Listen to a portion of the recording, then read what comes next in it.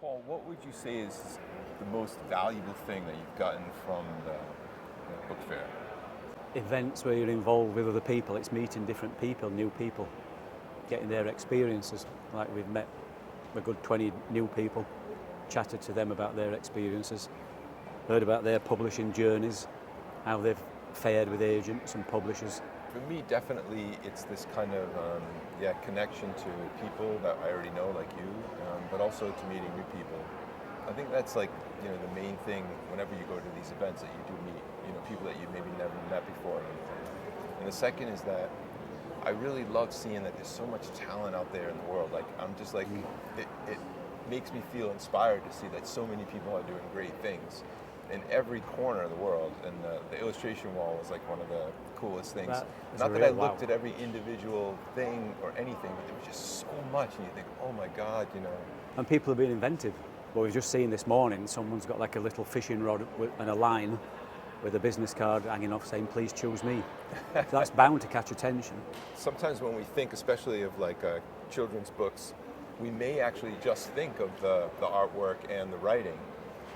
But there are actually a lot of other things. There was a whole section with little characters, the merchandising, and all kinds of other elements to the business that initially I wouldn't have thought about. But then when I start seeing stuff, it makes sense. That it's product design, lots of things. There's all these satellites around the central hub of the children's book world. There's the marketing, there's the rights sales, co-editions, translations, e-books. If you put your trust in them, they're working on your behalf. So if you do know what that entails, that's only going to help you support them. It's not just the style, it's not just the media, it's not just the subject matter, the size of the book. I mean, in the UK, it feels pretty limited, but when you see what's available worldwide, it's amazing. But the message that keeps coming across, as we've always said before, you have to shine through all that. But how do you find the you? That's almost like the $64 million question. It's something I've struggled with, coming from a background of commercial advertising work. That wasn't me, that was the sexy, glossy advertising me.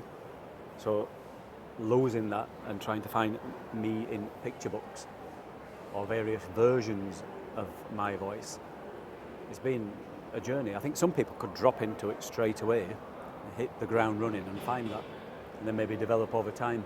But after struggling, I want to say working, probably struggling with it over the last few years, I feel like I have got a couple of book voices that I'm happy with. One of the things that when I think about that question particularly, I come up with is this idea that if you feel like you want to get there, the best way is to work through, so to continue working, and maybe you are absorbing different inspiration from different other illustrators or writers that you like and kind of copying or mocking them or using their style, but eventually if you keep working it enough, the you will start to emerge. That's what I think is probably the thing, and the things that we see from people that are, let's say, famous illustrators or well-known illustrators are the things that the market has repeatedly paid for or engaged with. So maybe at some point early on, or even some people are experimenting all the time, something got picked up and then someone said, oh, yeah, I like that, let's work with that. And then you develop in that direction a little bit more. So it is a collaboration with the marketplace too. Yeah. And that's one thing we sometimes feel, I got to do it exactly my way. But I think most of the successful people are merging in that direction. It doesn't mean that you stop experimenting. It's okay to work in different ways, to experiment, but then the marketplace will help you become a better artist as well. We've talked about trying to set down a personal goal after this to see what we might take away and try and aim for. I might just try and do a book idea without making it look glossy, without making it look like the colour artwork I've been doing. I might just try and draw it and do it. And I often don't like that immediate, spontaneous image that I come up with, but that must be me. So I'm going to do a whole book project just like that. Maybe leave it for a while. And it's often looking back after a couple of months that you look at it and think, yeah, that was something. I think when you've hit, like I said, that groove, you can tell, can't you? There's a satisfaction and a pleasure in doing work like that. What's the most inspiring thing that you've seen, or the top few things that you've seen over the last couple of days? What's like really sparked something in you? definitely connecting to yourself at the fair is always the highlight. Either in skills or in style and technique. I don't really pay too much attention on things that don't connect with me, but things that inspire me, I pay attention and then stop and then watch and I examine. I found that one of the things that was helpful as you're moving around the fair is to have like a kind of a meeting place, and in some ways the SCBWI or SCBWI booth has been that for many people. Tell us a little bit about how people could use that kind of thing as a resource. Okay. I think that people who know about SCBWI but haven't joined can always go to the stand for like a help desk and learn about what possibilities and benefits SCBWI offers. And for those who are members, that is your point. Like, so it's kind of like home. So it definitely helps people who are coming for maybe the first times or who don't know many people to find people, because you see so many people in here and you kind of feel lost. So it's really nice to have a point to go back to. Great. And would you recommend people to come? What would you say to new people who's thinking about coming?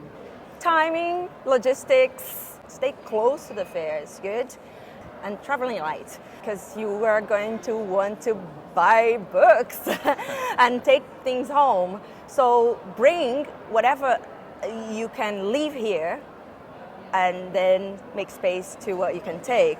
So bring loads of postcards. People don't always remember our faces as illustrators, but they always remember our drawings. So our drawings are our identity here. I know that a lot of illustrators are introverts, and certainly the same is true with writers.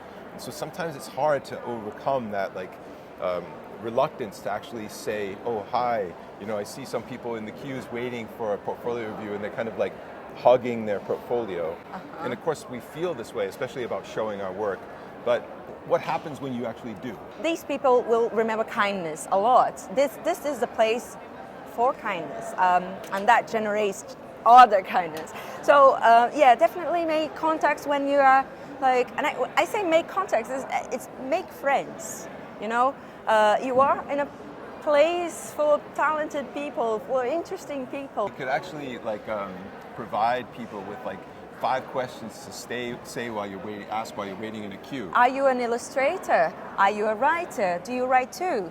Who are you here to see? What are you expecting from this? People like to share too, even if they are very, very in a shell. But yeah, kindness always work. Once you get that initial contact made, then most people, they are really kind, but then they also sort of include you with their friends or other people that they've met. So you sort of connect and collect more friends just by sort of talking to one person. Absolutely, spot on, Gary. So you never know who you're talking to. Might be a publisher, might be an agent, might be not looking for your stuff, but know someone who is. And yeah, they remember that too. You're one of the many people that have said, be yourself. And I think that definitely that resonates with me, but I also think that's something that a lot of illustrators struggle with. We think about, oh, this person did this, how can I do that better? Or maybe we're learning. And the thing is that it's just continuing to work, allowing yourself to develop through time, applying yourself and continuing that process is actually the way that we find how to be ourselves when it comes to our art. And it'll come. So if you're thinking about that, who am I? What am I supposed to be doing?